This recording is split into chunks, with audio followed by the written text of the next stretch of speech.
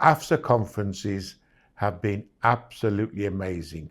This is 20 years now since we had the first conference in London Fire Brigade under the banner of the ALPHA, Asian London Firefighter Association, which quickly moved to AFSA, Asian Fire Service Association.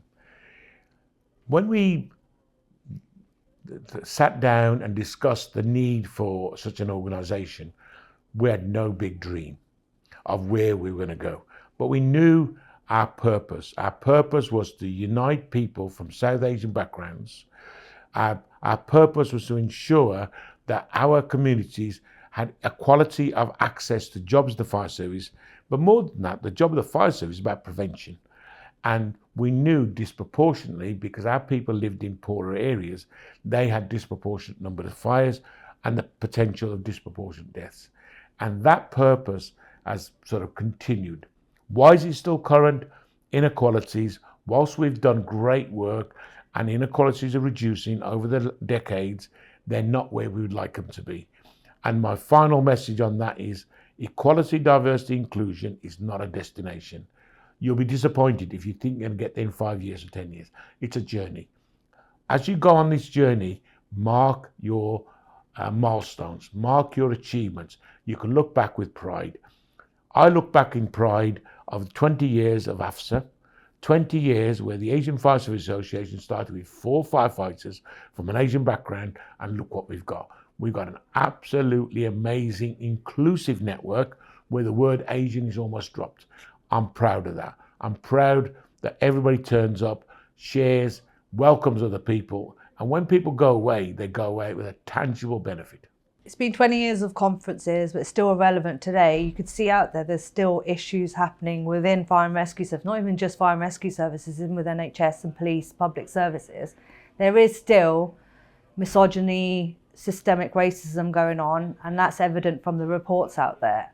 And for me, these conferences are really important because it gives people the knowledge and the drive to really make their workplaces inclusive and take things back, make it better. And in many ways, the fire sector has never needed AFSA more than it does now. There's a lot of debate in politics, in society more broadly, around what do we mean by culture? What does it mean for people to feel themselves when they come to work? What do we mean by being British? What does it mean to work in the fire and rescue service? And I think a networking organisation like AFSA, intertwined with the history, first of all, of London Fire Brigade, and now the broader fire sector, is immense. And this type of conference, when I look at how professional it has become from such humble beginnings 20 years ago, it fills me with nothing but pride. And I think everyone who's had anything to do with AFSA, right from the beginning all the way through to where we are now 20 years later, should be really, really proud of that achievement. It's phenomenal. And I think when I look at the next 20 years, I see nothing but a positive direction of travel, both for AFSA and the fire and rescue services more broadly, because I think we understand that our histories are completely intertwined and we need it now more than we've ever done. Hugely important. I mean, these conferences are one of the highlights of the calendar. AFSA seems to have a reach that nobody else has in terms of being able to bring different parts of fire and rescue services together into an environment where people feel safe to challenge, safe to share good ideas. And that's so important to us as a sector as we move forward. So I've been involved in the AFSA conference for many years now, and 100%, more than 100%, it's relevant. With the way the world is right now and the way politics seems to be going in this country and abroad, it's more relevant now than ever that we make sure that people don't feel disengaged, that people don't feel they're being left behind and having to suffer in silence. Companies need to realise that actually it's the people that make their companies what they are. It's not individuals and it's not politics. Understand what your people are going through.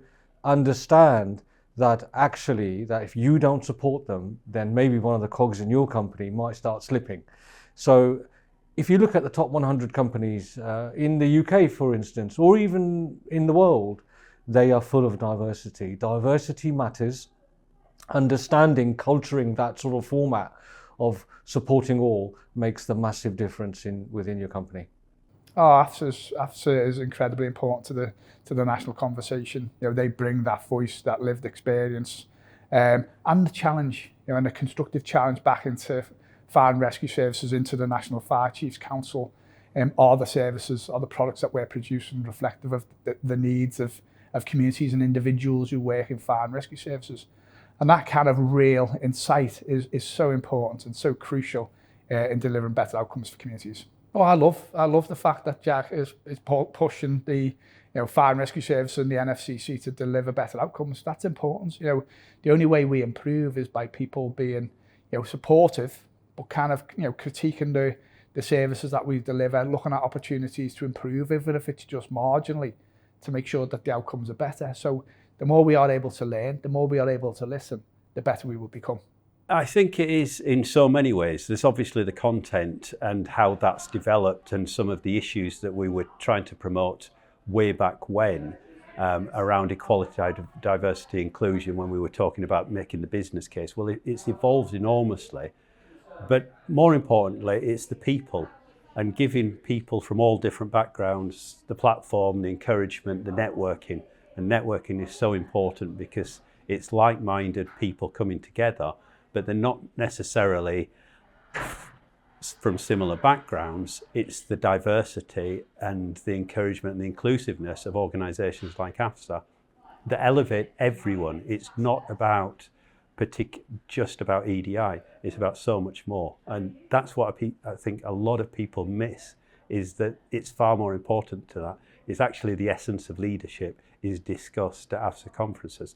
Far more than any other conference on the fire and rescue calendar, far more, because it's about human interaction. And those elements that I mentioned before is about listening, about interacting, about learning from other people, about modelling excellence, about being inspired, about engaging wholeheartedly. All of those things that I'm so passionate about, AFSA does naturally. And that's not even talking about the content. So yes, AFSA's more relevant than ever, and it will be in 50 years' time. I think it's unique, actually. And I think today is a really good example of a great platform where these conversations can be had and held. And, we can put challenge in, we can challenge each other. We're challenging up, we're asking NFCC, what are you doing about it, quite rightly.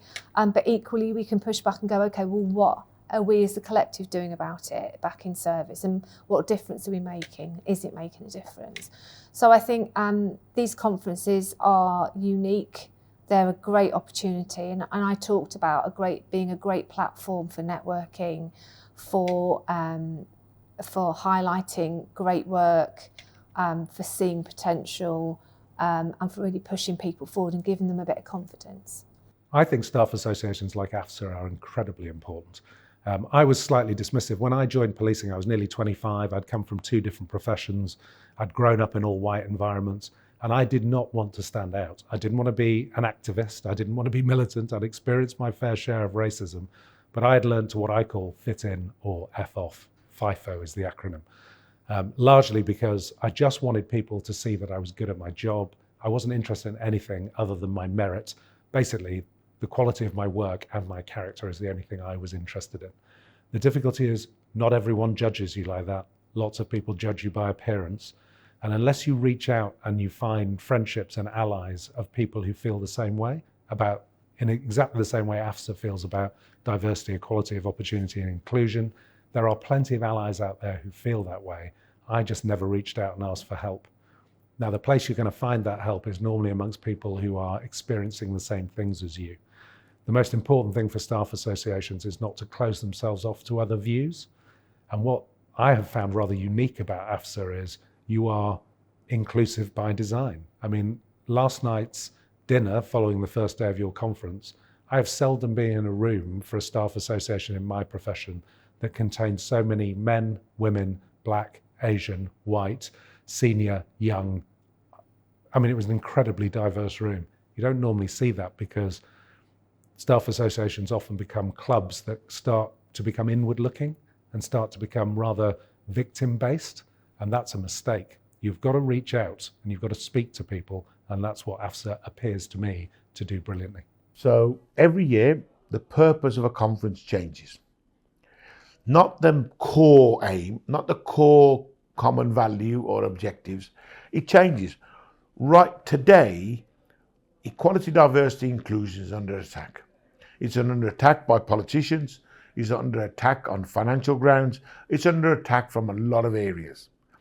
However, we know that the holy grail of equality and inclusion is about reducing deaths, reducing costs, improving innovation, improving productivity. All of these will deliver you cashable benefits. So if you're looking for benefits of financial, they're there if you value equality, diversity, inclusion.